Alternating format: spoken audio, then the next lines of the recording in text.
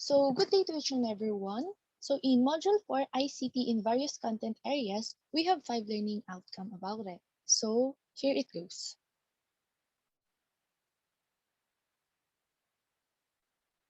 So, number 1, we have students are expected to show skills in the positive use of media and technology in various content areas. Second one, students are expected to introduce sample technology enhanced lesson to support learning. And number 3, we have select ICT and conventional learning materials designed to enhance teaching learning.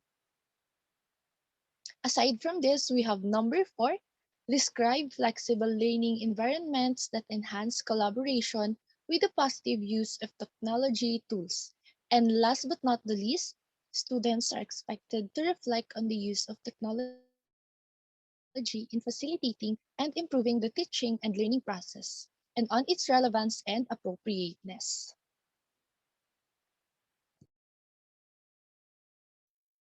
So I am going to report about the core subjects and 21st century themes. So mastery of core subjects and 21st century themes is essential for students in the 21st century.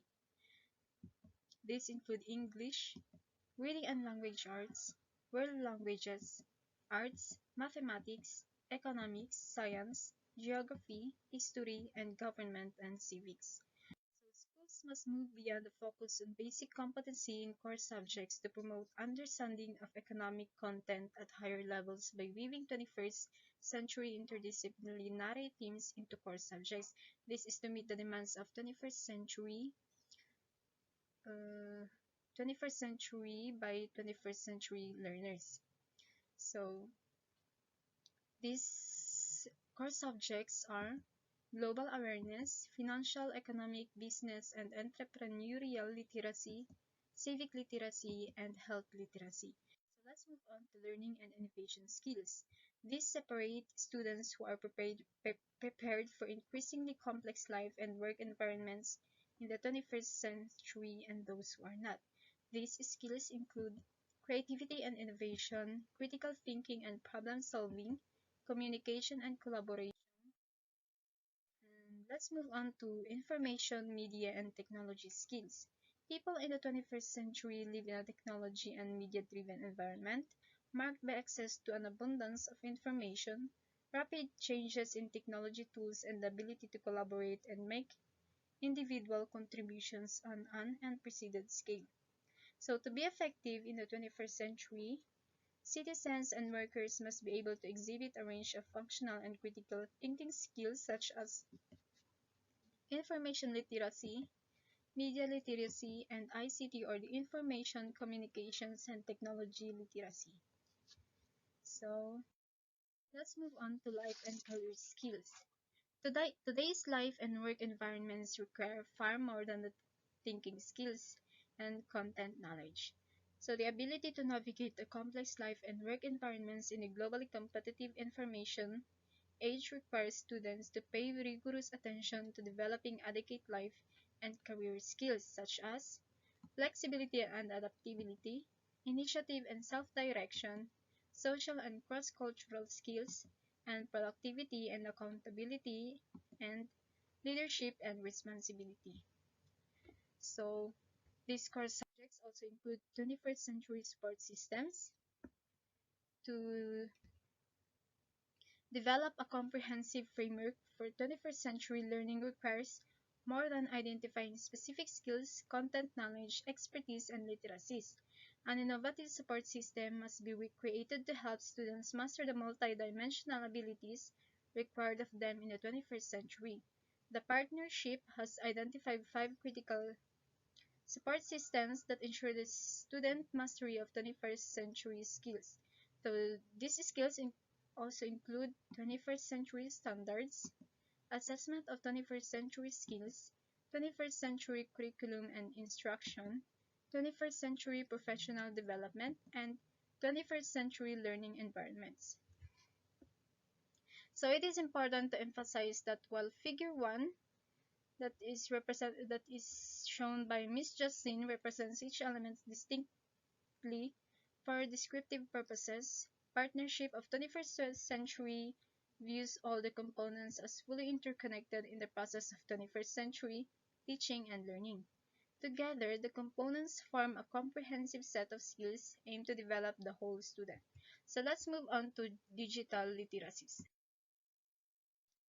Information literacy, media literacy, and ICT literacy form one of the four broad sets of skills identified by Partnership of 21st Century that students need to acquire to be effective citizens and workers in the 21st century. Since the focus of this guide is on ICT and education, this grouping of skills is now expanded further in order to foreshadow what implications there are for teachers and teacher educators. So digital literacy, or in the plural, digital literacies are e-literacy, new literacies, screen literacies, multimedia, multimedia literacy, information literacy, and ICT literacies. These are all terms to describe cluster of skills that students and their teachers need in the digital age of the 21st century. So because of ICT, concepts of literacy have extended well beyond the traditional notions of print-based literacy. To be literate today requires the ability to interpret and write various codes such as icons, symbols, visuals, graphics, animation, audio, and video. At the core of digital literacies are reading and writing, not only page reading and writing on paper but also their electronic extensions. So this is the essence of integrating the technology to education. On the other hand, screen reading and internet surfing, and on the other hand, texting, keyboarding, and mailing. So these electronic equivalents of reading and writing are shown in the center of the screen, portrayed in figure 2. So these are the abilities of digital literacy, or what I said with the figure 2. So at the center, it is a screen read, surf, internet, and text, keyboard, and mail. So these have the abilities to use ICT tools to create and share information, search, shift, scan, and sort information, navigate through screens of information, use ICT to research and solve problems, send and receive messages, retrieve, organize, manage, and create information, make multimedia presentation, locate and evaluate, and use ICT tools to create and share information. So these are the components or concepts of core subjects under this unit form. So that's all. We have the first design or model. It is the Ganges 9 events. But before that, let us know who is the person behind this design or model. Robert M. Gangi is the one who proposed the 9 events of instruction. So as we go on to this discussion, we are going to know what are the 9 events of instruction that he proposed. But before that, how can we use, or what are the guidelines in using the 9 events of this instruction? So Ganges steps are meant to be used in sequential order. So let's start from the first step, moving through all the 9 steps in order. As you utilize each step, the theory states that all learners should become more engaged and invested in the subject matter. So let's get started. Step 1, we have gain. So meaning it is to gain your learner's attention or capture your learner's attention. So as soon as your learning experience begin, you must capture the learner's attention in order for them to listen or to participate on your discussion. So first, presenting a powerful stimulus is the start of essential for gaining the learner's interest and sustaining motivation and engagement. For example, crack a joke or play a humorous video clip, tell an emotional story, ask a thought-provoking question, or play a game. So the second step in Ganges 9 events is to inform learners of the objective. They need to know what to expect from your learning experience. Once your learners are engaged, they need to know what to expect from your learning experience. because it helps your audience to understand the full picture. Providing expectation around what they will learn helps also the audience to put their mind in a learning mindset. So here are the tips for stating the objectives. You can create an objective slide wherein the objectives are written. Next, explain what the audience will learn and why is it important. Aside from that, describe the goals and outcomes of the learning experiences. And last, explain how this information will benefit the learners in order for them to know what are the things that they can learn from your learning experience. Go to number three. Number three, or step three, stimulate recall of prior learning. The goal is to activate the recall of that old knowledge. Many cognitive psychologists suggest that leveraging prior knowledge is critical in continuing knowledge. That is new knowledge built upon old knowledge that is already installed in our mind. Wait long. Number four is Step 4 is present the learning content. A variety of different approaches can be used in presenting the learning content of the learnees. So, when presenting the learning content, it is the very most straightforward step of all. Like do the teaching. It is where a variety of different approaches can be used. If you are creating an instructor-led learning program or a virtual online program, as you're developing your presentation of learning content, it is very important to remember a few key tips. Make sure your learning content is well organized and structured in a smaller chunks, especially in e-learning. Ensure that the content is engaging by using images, videos, and relevant multimedia. So here are the tips in presenting the learning content. Assign books or articles, watch videos, perform lectures, write notes, find post homework assignments. So here in presenting, we can assign books or articles in order for the students to have a relevant basis on which book or articles they're going to find the lessons. Another one, watch videos. For example, if they cannot understand the lesson, you can send a link wherein they can watch a video that can add to their knowledge. Aside from that, require them to have their notes, like just take down notes the important things that you are delivering or that you are lecturing. Next is we have the step 5. So in step 5, it is provide guidance for learning. Make the learning experience as simple and straightforward as possible. As an instructional designer, you need to make the learning experience as simple and straightforward as possible. Sometimes that means that you provide exact instructions on where to click and what to do next. It may seem intuitive to you, but it often helps to be overly clear in your instructions to avoid any confusions. So here are the tips in providing learning guidance. First, provide expectations as needed. What do you expect for your students after your discussions? Next, write clear and concise instruction. Provide an accessible next button for online learning experience and include tips on how best to navigate the course. Write clear and concise instruction wherein your students can clearly understand your instruction, like they are not going to have a misunderstanding on what are they going to do. Another one is to provide an accessible next button for online learning wherein they're just going to click the button and then the next page or next slide will be popped.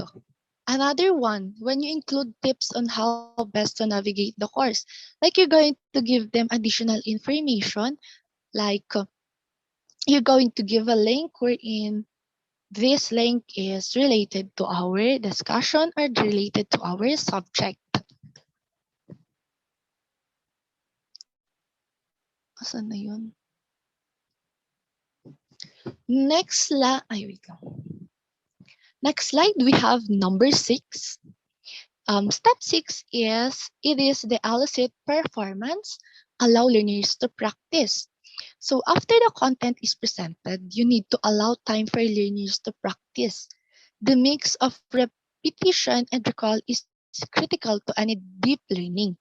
After all, this is the first time your audience has the chance to apply what they learned. Here are the tips. Knowledge check like quizzes and tests, e-learning branching scenarios, activities, projects, and writing assignments, role play situations, and group discussions and sharing.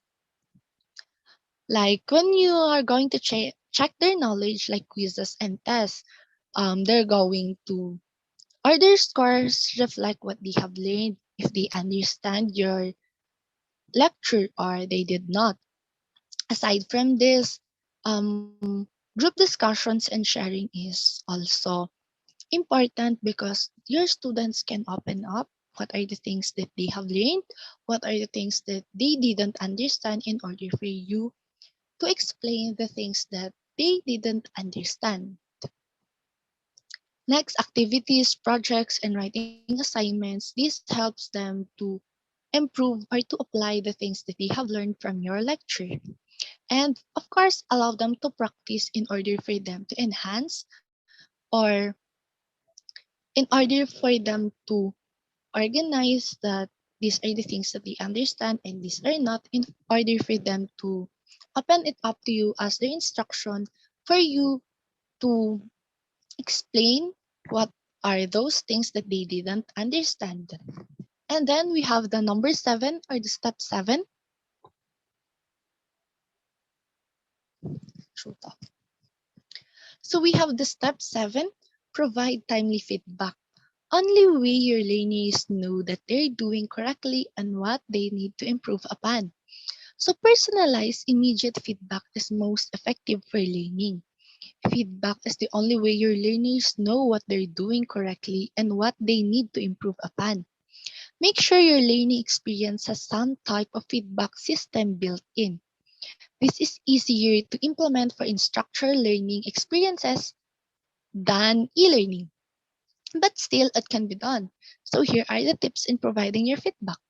Personalized written feedback on assignments and projects, detailed rubrics outlining both positive and negative, and use peer evaluation assessments.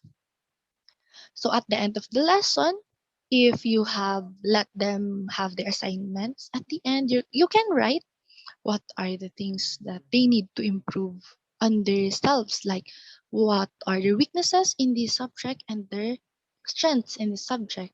Also, the peer evaluation system can help because it can evaluate their performance during that time.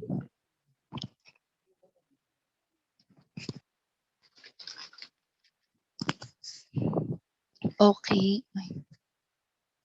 Next step, we have the assess performance. Step 8 is ultimate way to learn. It is to recall, or remembering is the ultimate way to learn. When you try to remember something, your brain replays a similar pattern of neutral activity that you already experienced. So, assessments are the formal way to check your learners' recall. So here are the steps in assessing the performance. Include pub quizzes, use written exam, assess often throughout the course. So when we say include pub quizzes and written exams is, it is where they're going to remind what have they learned from your previous lectures. So when we say exam, it is the whole discussions that you have during your duration. And then assess often throughout the course is to assess your students what are the things that they are doing, if they are improving, what are their weaknesses in this kind of topic, and their strengths. Okay, the last steps that we have. So next is here. 9, enhance retention and transfer. It is the learners need to be able to apply their knowledge to real world situation. So in this step, according to the most, wait lang. Ouch, sakit ng paa ko.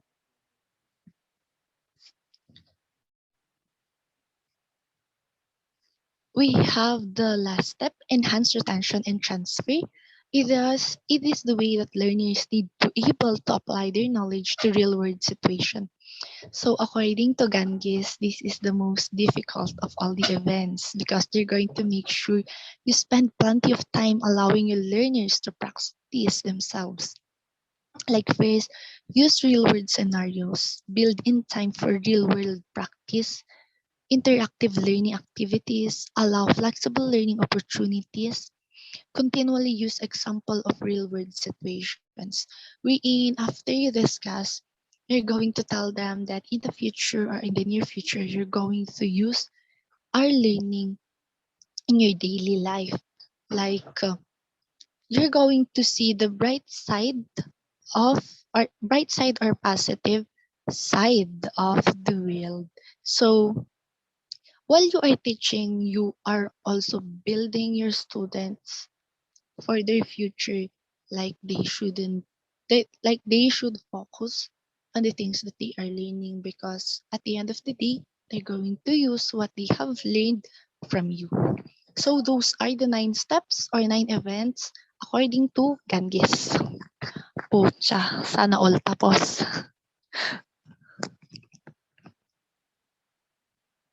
Wait lang, si ano daw? Si Jayan, wait lang. Uy, stop moon.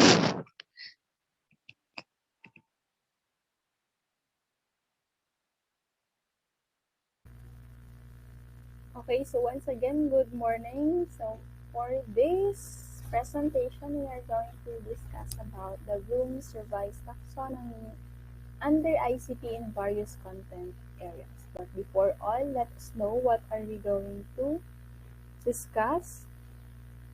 Okay, first one we have, what is Bloom's taxonomy? Of course, the person or people behind this taxonomy,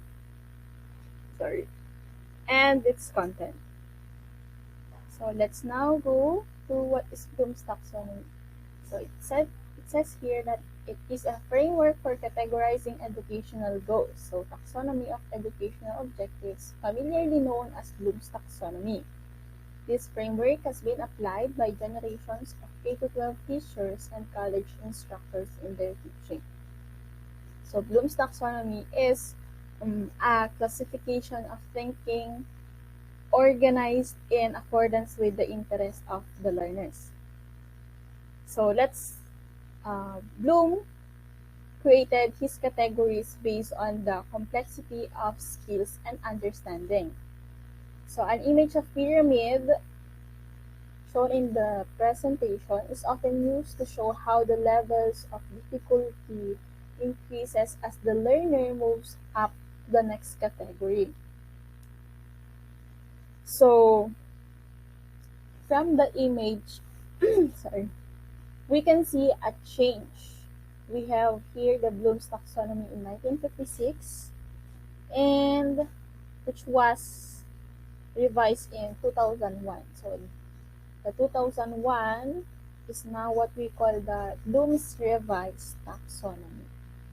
And here we can see change. So here you can see from what are those changes. So we have two mentioned. First one is the change in terms. So from knowledge, comprehension, application, analysis, synthesis, evaluation, to remember, understand, apply, analyze, evaluate, and create. So thinking is an active process, therefore verbs are more accurate. So knowledge is a product of thinking and was inappropriate to describe a thinking or describe a category thinking and was replaced with the word remembering. So we also have here another change. As you can see in the 1956 evaluation, taps before synthesis. Meanwhile, in the 2001, we can see here that instead of synthesis or instead of evaluate, create taps followed by evaluate. So comprehension became understanding and synthesis was renamed creating in order to better reflect the nature of the thinking described by each category.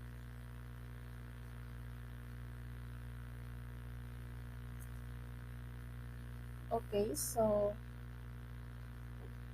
the, the psychologists or researchers and theorists involved in the revision of Bloom's taxonomy aim for more dynamic idea of classification, which included testing and instruction and assessment. So as you can see, the Bloom's taxonomy is uh,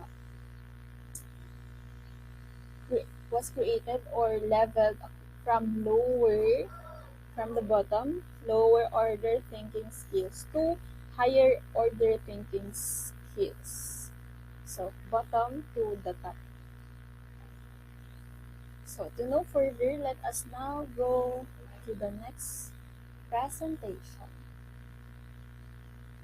Okay, so the next, who are behind Bloom's taxonomy? So the Bloom's taxonomy was created by the leadership of Benjamin Bloom.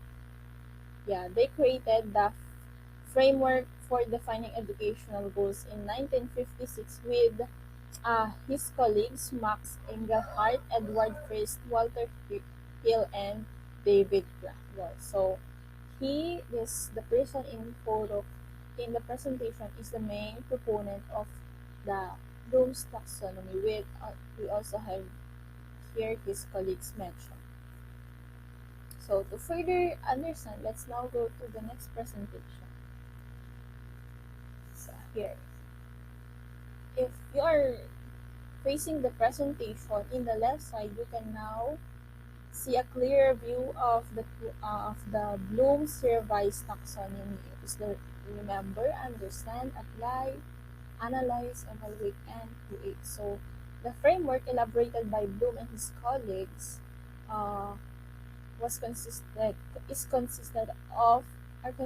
of 6 major categories. So we have here knowledge, comprehension, application, analysis, evaluation, and synthesis. So the categories after knowledge were presented are as skills and abilities. So remembering is considered knowledge. Meanwhile, the next 5 level of Bloom's revised taxonomy is considered as a skill and abilities. So with the understanding that knowledge was the necessary precondition for putting these skills and abilities into practice. So even though remember is the first level or the lowest one, it is important because we cannot do the remaining five levels which are understand to create if we don't undergo to the first level, which is to remember. So the subcategories lies along the continuum form from simple to complex to and concrete to abstract. There it follows a hierarchy, like what I said.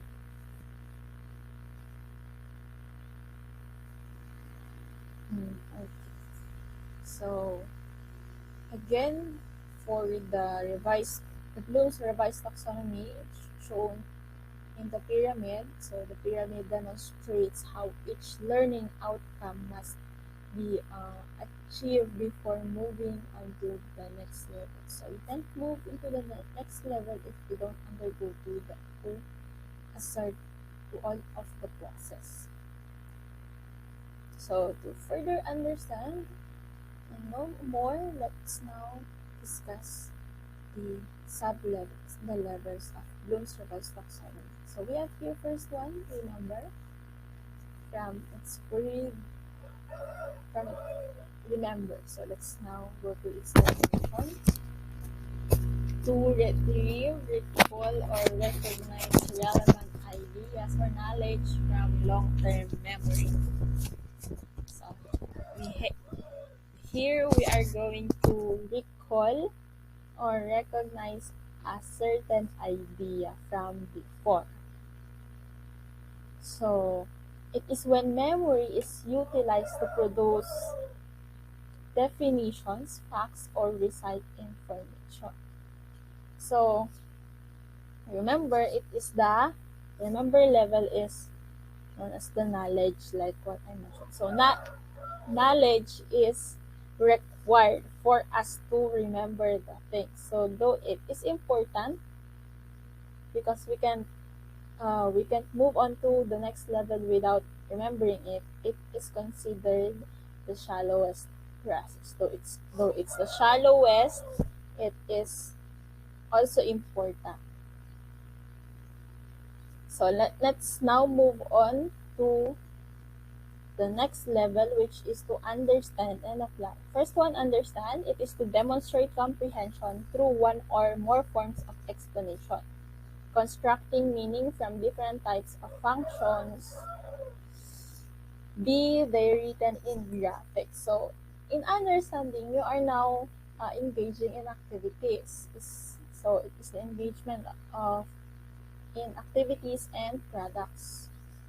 So from its word, demonstrate comprehension and construct meaning, the outcome must, the learner's outcome, the outcome is that the learner will be able to understand or write, for example, write his or her own words according to what he or she understands. So the student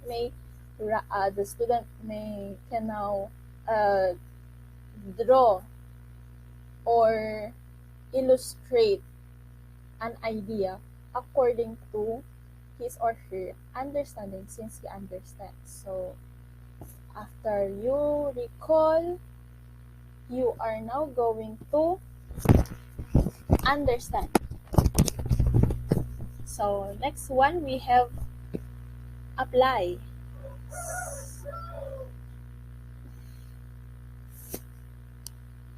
So apply, or from its definition, use information or a skill in a new situation. A situation where the learned material is used in products such as diagrams, models, presentations, and etc. So from its word, apply, after you understand, you are now going to apply, and you will use that information into a new situation. So it is also part of the engagement of activities and products. So if you already understand, you will apply. So from drawing illustration to constructing a model or constructing a work. So some activities you can do under apply or application is to practice a play, to prepare things, or to perform. Yeah, to perform, since you will going to apply that knowledge to understand, you're now going to apply. So see, it is connected. So you can't apply the thing if you can't recall the idea and understand it. So it is important that we should undergo to every level. So next one, we have we should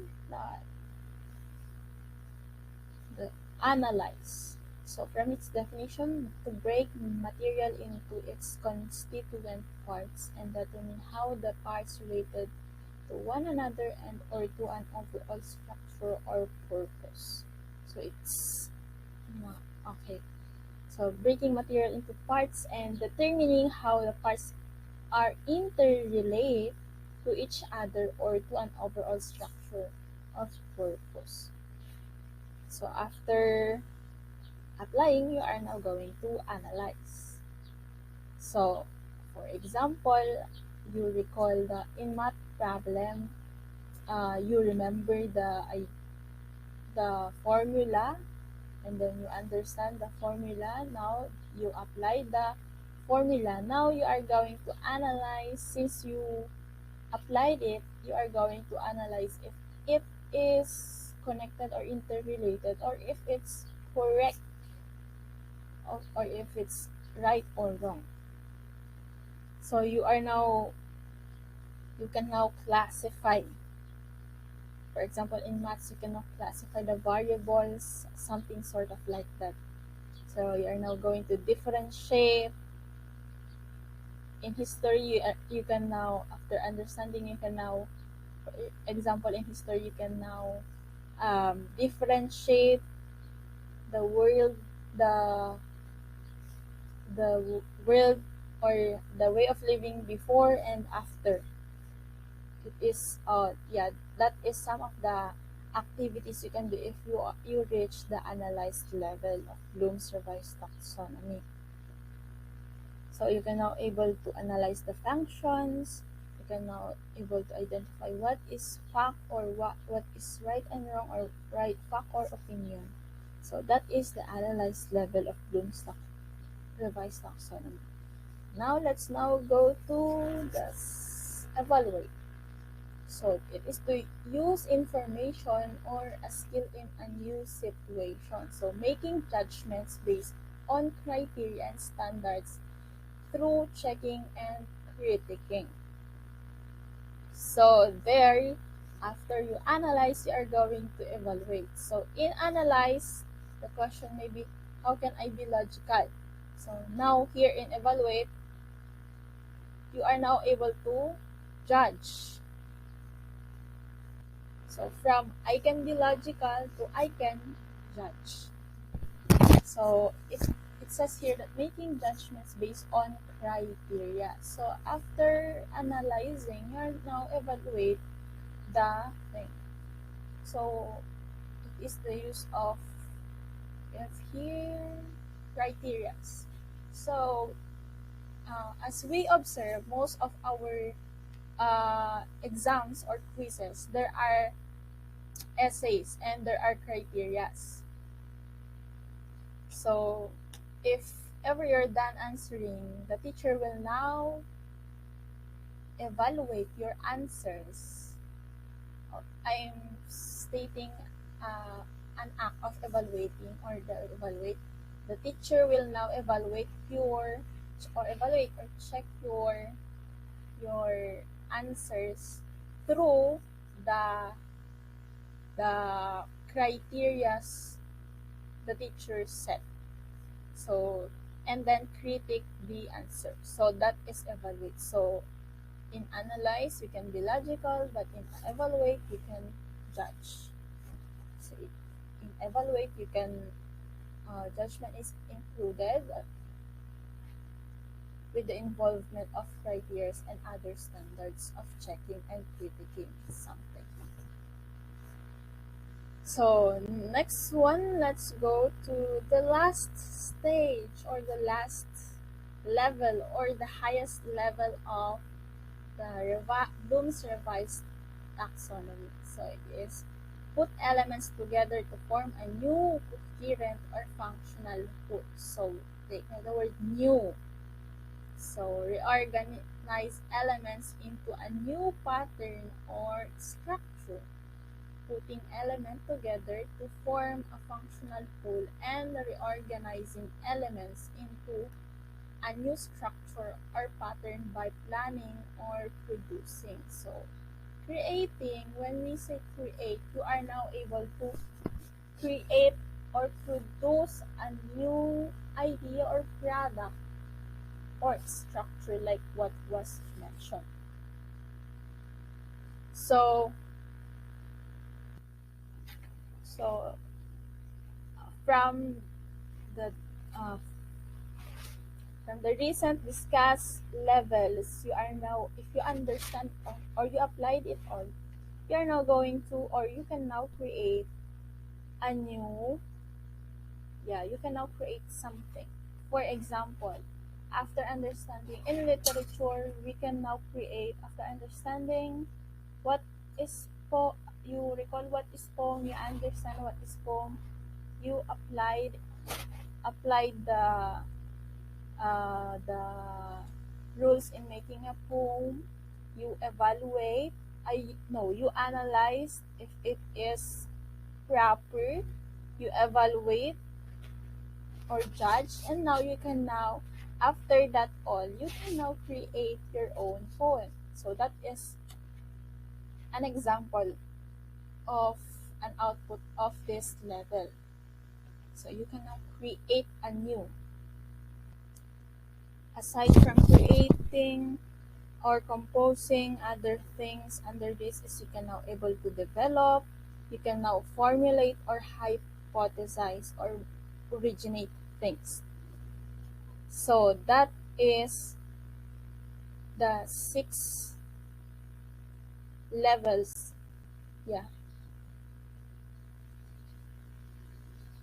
the sixth level of, sorry, the sixth level of Bloom's revised taxonomy. From remember, understand, apply, analyze, evaluate, and create. So that's all. Thank you for listening. And here are the references. So once again, thank you. So I will be reporting about the ADDIE model. This ADDIE model is a generic process traditionally used by instructional designers and training developers. It is an instructional systems design or ISD model which is used for learning purposes. So this ADDIE model is popular in creating a training curriculum which provides essential structure for designing curricula in any learning environment such as education and other organization where learning takes place. This ADDIE model is composed of 5 phases which represent a dynamic, flexible guideline for building effective and performance support tools. In addition, this ADDIE model have numbers of weaknesses which led to spin-offs or variations of ADDIE model. So these spin-offs or variations of ADDIE model, for examples, are the Dick and Curry and Camp ISD models. So one improvement of this model, the ADDIE model rather, is the rapid prototyping. Prototyping refers to the designed model or version of the project which we or you are going to create to test if it is good or effective. So prototyping is the idea of receiving continual or formative feedback while instructional materials are being created. One of the advantages of this model is to save time and money by catching problems while they are still easy to fix.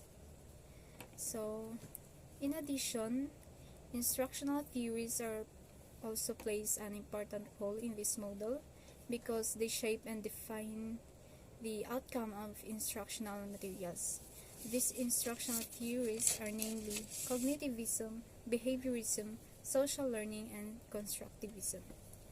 Cognitivism is how information is received, organized, stored, and retrieved by the mind. So this focuses on our brain itself, where knowledge is we gather takes place. Next is the behaviorism. It says that all behaviors are learned through interaction with the environment. So our behavior is influenced or impacted by the environment that we belong to.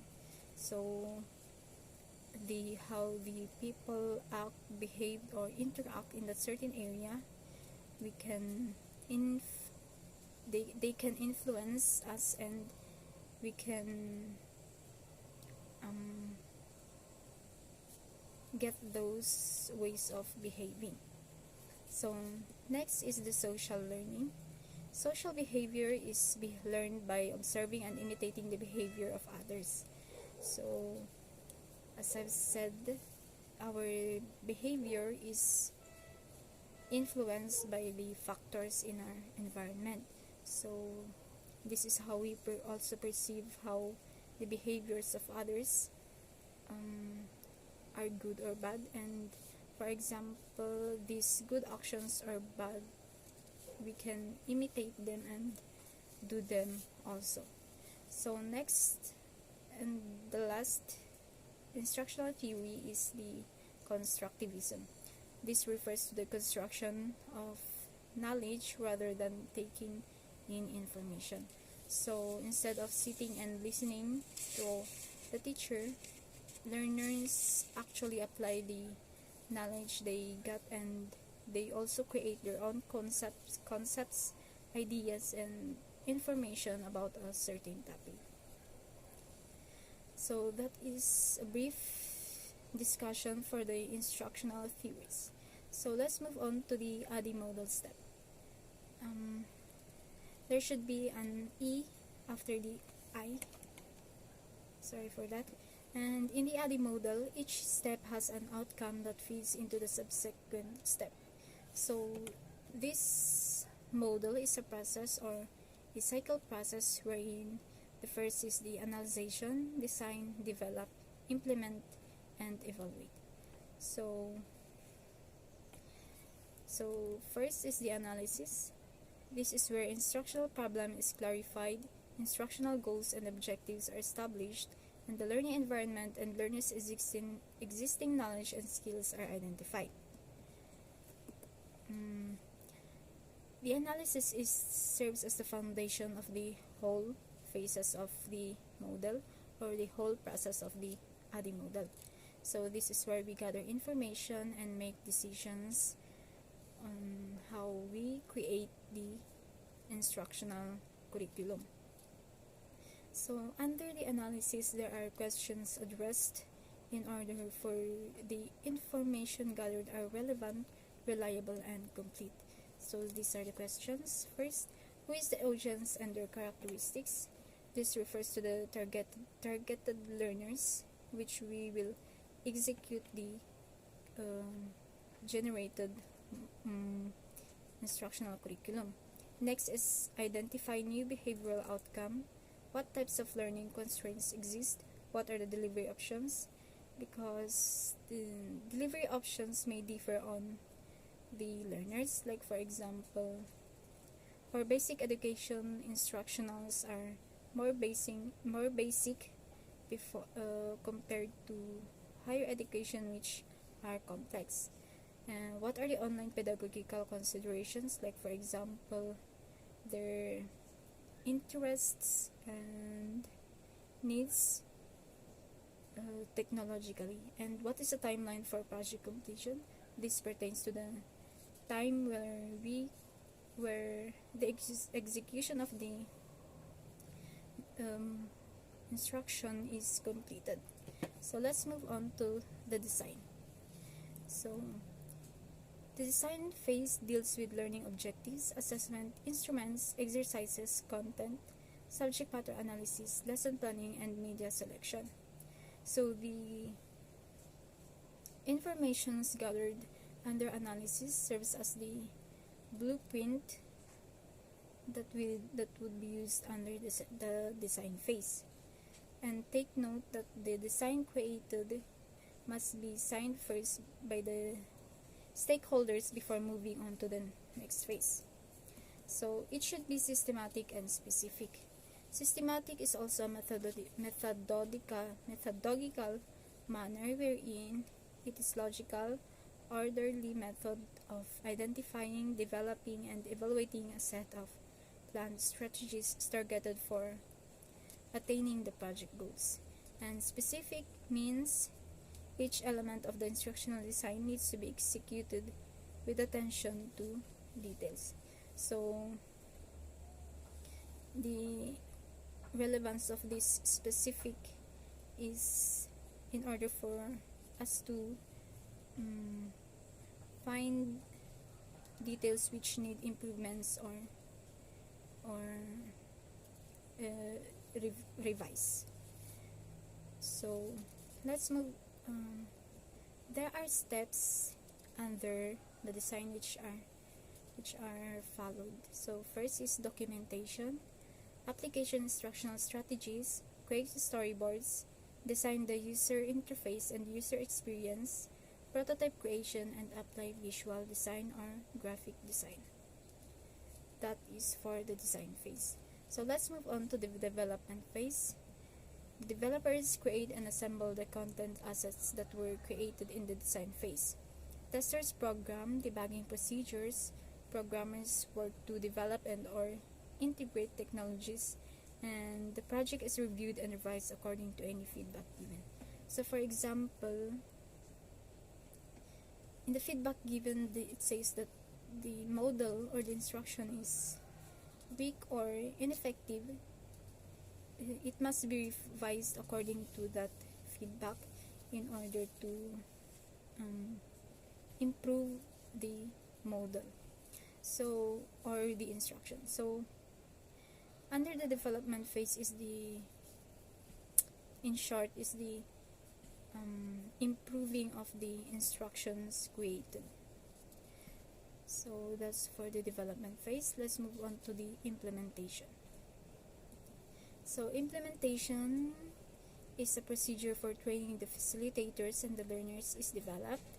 The facilitators training should cover the course curriculum, learning outcomes, method of delivery, and testing procedures. And preparation of the learners include training them on new tools, software or hardware, and student registration. So this under the implementation is the actual execution of the instruction, which should meet or achieve the course curriculum, learning outcomes, method of delivery, and testing procedures, and also prepare the learners to technological training. Maybe it may be software or hardware, and the registration of student is also important in this implementation because they are the targeted audience for the generated instruction. So last but not the least is the evaluation phase. So under evaluation phase, there are two evaluation, the formative evaluation and summative evaluation. Formative evaluation is present in each stage of the ADDIE process. Or this evaluation describes each process, and if you can remember, I've said kanina na this model is saving time and money, because in this formative evaluation it evaluates every process taken in this whole process to recognize barriers, avoid repeat mistakes, and if ever there are mistakes, we can make course corrections in order to develop the instruction. And the summative evaluation consists of test design for the main specific criterion related reference items and providing opportunities for feedback from the users. So in short, this summative evaluation is the examining the outcome of the training. So this is where we can see if the instruction created is effective for the targeted learners. So to conclude this ADDIE model, the phases or the steps under this model is not actually does not actually follows this this whole process. The phases is the phases followed may vary on the project created. So for example, under the analyze, you can move on to the development or such. So that is for the ADDIE model. If you are looking for a great instructional model, Assure model is one of the best model you can use. Okay, here's why. First is let us know what Assure model is. Assure model is an instructional system or guideline that teachers can use to develop lesson plans which integrate the use of technology and media, according to Smaldino, Lothar, and Russell of 2008. So in short, Assure model is the guidelines that teachers can use in developing their lesson plans. Okay? There are 6 essential elements of Assure model. First element is to analyze learners. In analyzing the learners, you must first gather their informations. Okay? Gather their informations. You must know their learning styles and their characteristics and also their demography. Now, why do we need to analyze the learner? When you analyze the learner, you will know what should you teach and what shouldn't you teach. You will also have an idea on what technique can you use in your discussion or in your activity. Okay, that is the use of analyzing the learner. Okay, next is to state objectives. In stating objectives, it must be specific, measurable, and also, most importantly, your students must know about your objectives. Why? Because in order for your students to have an idea on what topic are you going to discuss until the end of the unit. Okay. Assure model will also give you an idea in selecting the appropriate media and materials you are going to use in the discussion or in the activity. Okay, you can use the old ones or you can design your own materials. Okay, next. Assure Media also utilizes media and materials. It will help you prepare the materials needed in the discussion or in the activity. It will also help you prepare in the classroom environment, okay, for your students. Okay, next. Assure model also requires learner participation. So, in this element, it is now where the teacher get the attention and the participation of the students while the discussion is ongoing. So, in order for you to get the attentions of your student, you can use visual aids, audios, and videos to get their attention. Or for example, if you are teaching children such as kinder or grade 1, you can use toys. Okay, since kinder or grade 1 students love playing, I mean.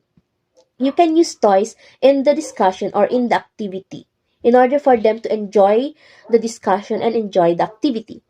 Okay. Another is that you can group them. Okay. You can group them to share their own ideas, their opinion, and knowledges about the topic you are discussing. Also, in this element of the Assure model, it is where now the formative assessment is given. Okay, so let's now move on to the last element of the Assure model, which is the evaluate and revise. In this element of the model, it is where the teacher asks his or herself what went well and what didn't went well. It is also where the teachers know if their teaching styles are effective or not effective. Also, it is where the teachers know if they are going to continue using their teaching styles or change their teaching styles. Okay? Lastly, now, why should we choose the Assure model? Okay. Assure model provides and puts an emphasis on and on thorough learner analysis. It also helps us in material selection and development. And lastly, it requires feedback. So that's all po for the Assure model. Thank you. Hello. Merrill's principle of instruction. Merrill's principle of instruction. It was founded by Merrill's M, an educational researcher and a teacher. Merrill's principle of instruction has 5 core of principles that center on task-based learning. Truly effective learning experiences are rooted in problem solving. Like in online class, learners must actively engage with the e-learning content in order to fully grasp the information and apply it in the real world. This involves a multi-phase process of activation, demonstration, integration, and the other essential components. Here are the use of Merritt's principle of instruction in your e-learning course design. First, demonstrate. The first of Merritt's principle of instruction is demonstrate. Demonstration. Online learners are able to absorb the information more effectively. For example, a visual demo of task that outlines each step and explores association, behavior, and skills. So, to apply the demonstration in your e-learning courses design, you might consider adding e-learning like videos, online training, tutorials, or even image e-learning or infographics to showcase the main ideas. Second is apply. Online learners have to apply the information and skills they've learned to get the full benefit of the e-learning course. So, based on the Merrill's principle of instruction, it comes in the form of interactive problem solving and task performance. So, for example, online learners are encouraged to carry out each step of the task on their own. This gives them the ability to see the challenges and obstacles firsthand. Third is the activate. Activate. Online learners must also be able to link it to pre-existing knowledge and mental schemata. In other words, to build on their current knowledge base, which is also known as scaffolding. So it is also includes the past experiences that relate to the subject matter that they are exploring now. Everything they've learned enhances the meaning of relevancy and new ideas or concepts. For examples, the skills and information absorbed in the previous courses in SAC 2 help them complete their task and variety of ways of incorporate this principle into your e-learning courses design, such as adding real-world examples, simulations, stories that meld all with the new, like that. Act, Number 4, integrate. Online learners must have the chance to integrate their new or knowledge in their daily lives. Sorry, integrate their new found skills or knowledge into their daily lives. Natatapan kasi ng camera. So, this principle pertains to meaning and context. So, for instance, being able to apply the information to innovate to achieve goals, their objectives. Integration also helps improve their motivation as online learners like us have the power to see how their online training leads to the real world benefits. Number 5, engage online learners have the opportunity to explore all facets of hindi ko mabasa, and brainstorm possible solutions. So it involves the task-centric learning that encourages online learners to engage the e-learning content. This can be done from working together in online groups to yung online groupings like what we are doing here in Prof Ed, things from different perspective to participating in interactive scenarios or autonomously.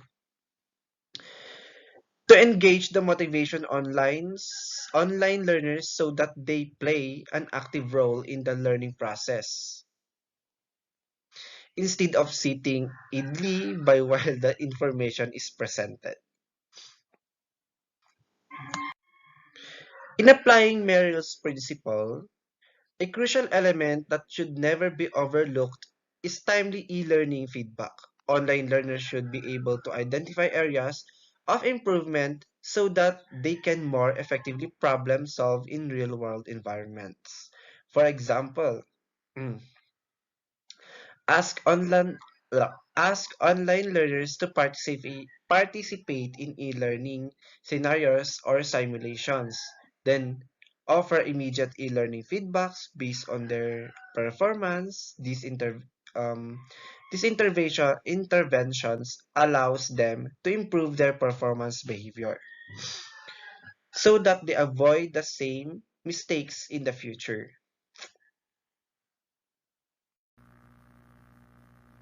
So once again, greetings. We are going to discuss the types of learning and its advantage and disadvantage. So we are still under ICT in various content areas. So let's now go to the content. So we are going to discuss the two types of distance learning. But before we know what are the two types, let's know what is distance learning. So distance learning is also called distance education, e-learning, or online learning. So online learning is its common term. It is a form of education in which the main elements includes physical separation of teachers and students during instruction and the use or integration of various technologies in facilitating teaching learning process. So from the word itself, distance, its meaning space between a certain thing. So this method was introduced by Desmond Keegan and was first implemented in the University of Chicago. So in the Philippines, this method was already used by some of the institution we have here in the Philippines. So this type of education method was widely implemented when COVID-19 struck. So let's now go to the synchronous and asynchronous. First one, synchronous. So when we say synchronous, it happens in real time. So the student and the teacher are at the same time and place. So they facilitate learning at the same time and place. This includes in person as well as live online sessions with the entire class or smaller groups. So here the learning is delivered because it is taught and it is being practiced with this of video conferencing. So we have Zoom applications and Gmeets to we have Zooms and Gmeets in doing video conferencing as synchronous. So we also have asynchronous. So when we say asynchronous naman, so learning content is provided, meaning it is already given. So the topic or the lesson was or the content was already given to by the teacher to the student. So that's why it's called self-paced, because the student himself will be the one to access or answer the module or understand the lesson. So this one is in the form of modules. Okay, so advantage of synchronous learning. So first one, we have classroom management. So it's a real-time interaction. Since it's real-time, or the student and learner learning, or the learning happens in the same time in place, there will be more interaction, or there is an interaction. That's why there is an immediate feedback, so immediate response to learners action, and in the flow of learning it helps the learners deepen their understanding. So second one, we have dynamic learning. Dynamic learning environment is characterized by change, activity, and progress. It is intentionally designed to meet the needs of all students while challenging them to enhance existing skills. So meaning they engage more. So since it's synchronous, they see each other, they engage more.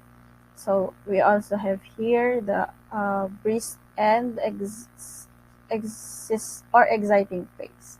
So it is considered a brisk and exciting phase because uh, students may ask questions to their teachers, or teachers may ask questions to their students on spot on a certain point, and exciting because they engage more with each other since they see each other. So third one, in-depth learning. So in synchronous classes, during discussion, are uh, students are motivated to focus on the teaching learning process. So the if the teacher will going to discuss, they he or she will catch his or her students' attention to focus on the topic or the lesson. So the learner makes an attempt to comprehend and apply new information, as well as to acquire and transmit knowledge by focusing on the teaching learning process. So that's are some of the advantage of synchronous learning. Let's now go to disadvantage of synchronous learning. So when we say, okay, rigid, some of the disadvantage of synchronous learning is that the rigid schedule. So one of the cons of synchronous classes is its regular meetings, especially if our schedule is hectic, or if we have our responsibilities or another responsibilities. This is a common this is a problem. So one of the common example are the working students. We cannot hide the fact that most of our working students seldomly attend synchronous classes. Why? Because of course they are at their respective work, and they can and the environment, some cases the environment is not applicable for them to attend synchronous class, because some of student working students job working students job environments are noisy. So second one, we have here technical difficulties. So the main problem is the internet connection. So we cannot hide the fact that Philippines is still developing its internet connection. So we still have, or our country belongs to one of those countries who have slow internet connection. So we have students from far-flung areas who have a hard time accessing or connecting to synchronous classes because of internet connection. Like in my case, I live in here in the far-flung area of Quirino, where the internet is not unstable. So there are some places that there is no there is totally no signal, so we can't enter classes even if we wanted to. So another disadvantage is the lack of digital skill. So we can some others or other students like me are having hard time on entering synchronous classes because they don't have that skill, or there are some applications or they don't know how to use that application to enter the synchronous class. So they are still a newbie, or yeah. So we also have here the lack of resource. Of course, in a synchronous class nowadays, since it's online learning, we need to use some gadgets like phones, tablets, iPads, and laptops to attend synchronous learning. So if we don't have that resources, we cannot attend the synchronous class. So we cannot afford synchronous learning. Next, okay, so we are done in the advantage and disadvantage of synchronous. And yeah, synchronous. Let's now go to advantage of asynchronous. So if synchronous happens in real time, meaning there is face-to-face, or the learning is also face-to-face, but with the use of some platforms to see each other. In advantage learning, the like what I've discussed a while back, the learning or the topic was already given by the instructor to the students. So it is self-paced.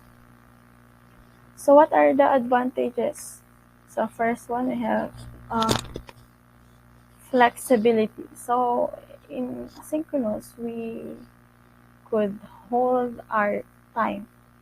So if our if we are busy, or if we have a busy schedule or odd hours, asynchronous classes would be applicable for us. So since in asynchronous classes, they provide pre-recorded lectures, they also provide the text-based lectures, the notes, and self-guided interactive learning modules and podcasts. We can access that anytime we want to. So we can listen to that pre-recorded video even we are at work or at a certain place. So there. Second one, we have that pacing. So there is less pressure in due dates. So the fact that it is self-guided, we could answer the modules if there are activities, or we can read the modules at our own leisure. So we can view it also at our own leisure, and of course complete it depending on our complete that module according to us. So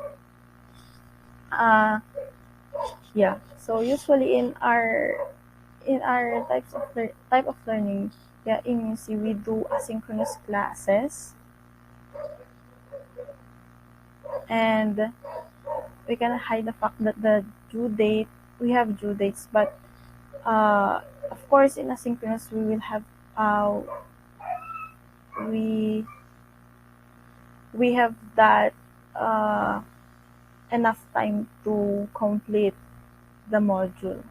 So unlike synchronous, that we are more pressured in due dates. So next one, we have affordability.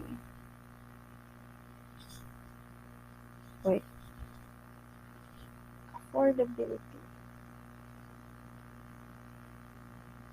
So yeah, of course, minimal expenses. So in we can consider that asynchronous classes does have minimal expense. So before COVID, we know that synchronous classes, we have those required books to buy, or yeah, we have those required books to buy. Now in asynchronous classes, we can easily access that, um, or we can have that certain book or module through online. So it is less expensive because they are administered without daily instruction. Though,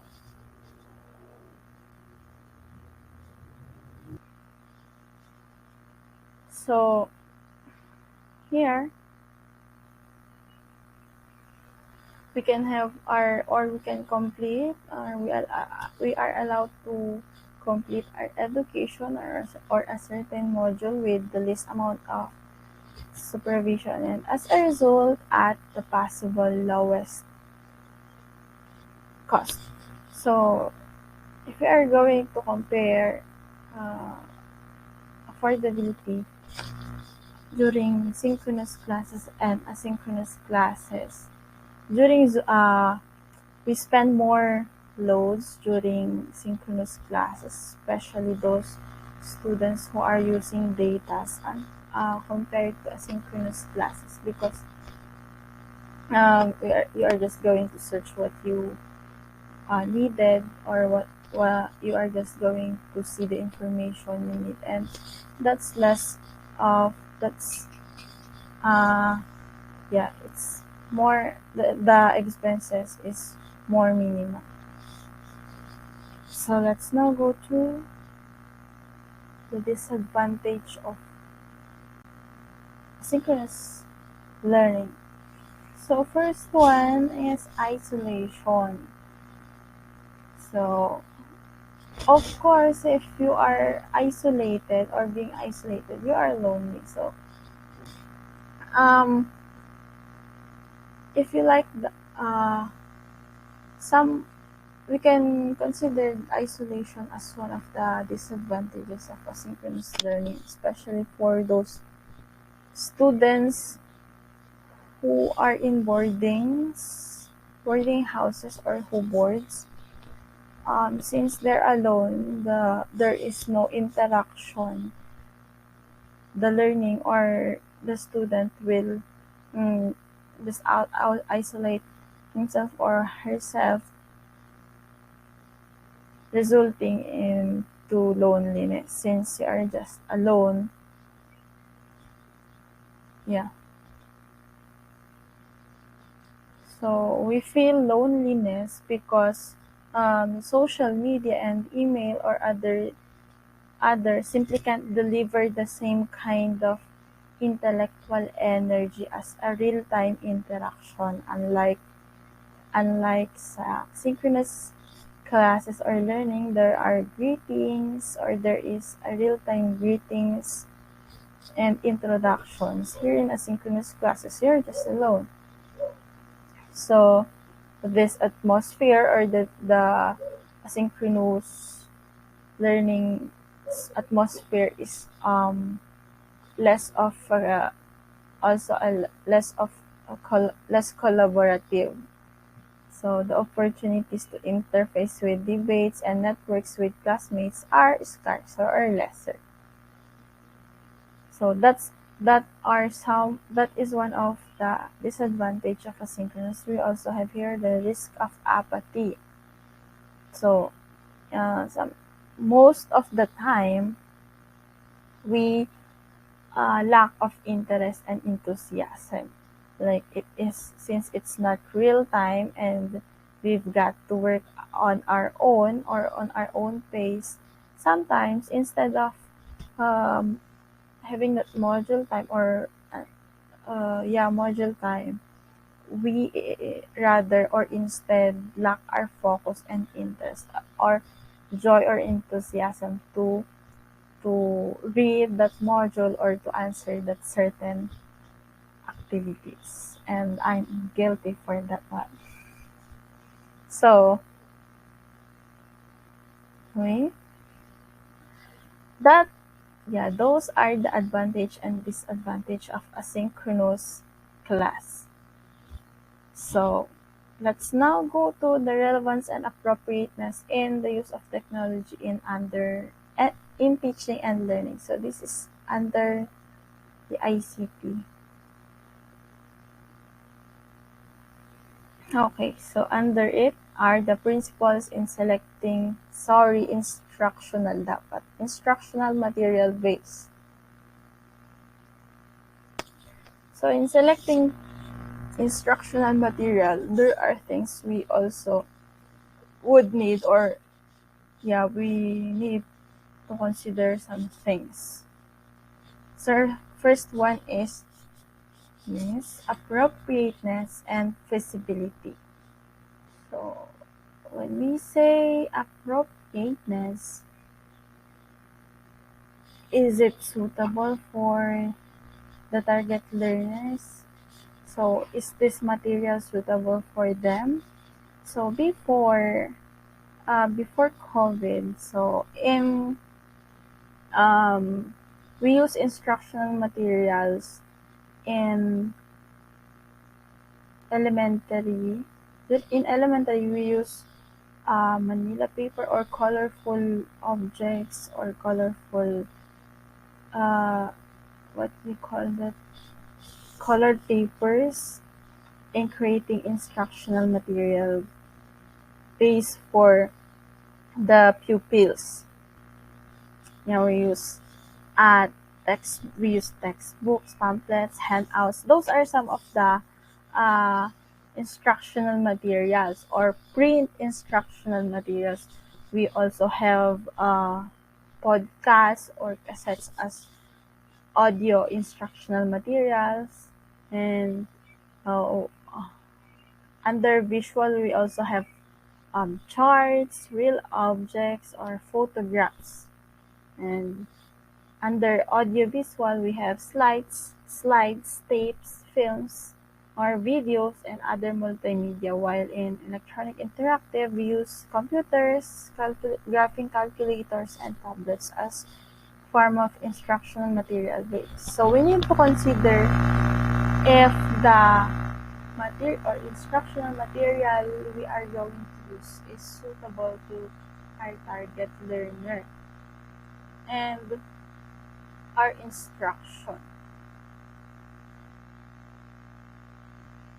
And of course, we need to consider also if the feasibility, meaning are we capable of doing that, or are we capable of carrying out it? So those are the things we need to consider. So second one is authenticity. So our instructional material should be authentic, meaning it's true. So we also should consider that the material or the instructional material we use is feasible because it provides real life examples in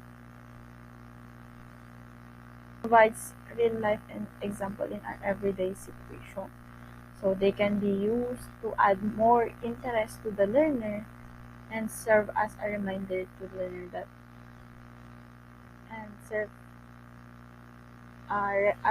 reminders to our students or to the learners. So the third thing we need to consider in selecting our instructional material base is the principle of interest. So the instructional material must catch the interest of the learners. So it must stimulate curiosity or satisfy the learner's need to know. It must have the power to motivate or encourage creativity and imaginative response among the users. So fourth one, we have the principle of cost. So substitute must be considered first. In the principle of cost, we must consider first the substitute. And the last one is the principle of organization and balance. So the IM, or the instructional material, must be well organized and well balanced in content. So the purpose of the material must be clearly stated or perceived by the students. And there should be a logical organization, clarity, and accordance with the principles of learning, such as reinforcement, transfer, and application in materials. So those are what we need to consider in selecting an instructional material base. Okay, so we're done. Okay, that's all for this topic. So thank you for listening. I hope uh, you learned something from the discussion, from this discussion and the overall discussion. So that's all. Thank you.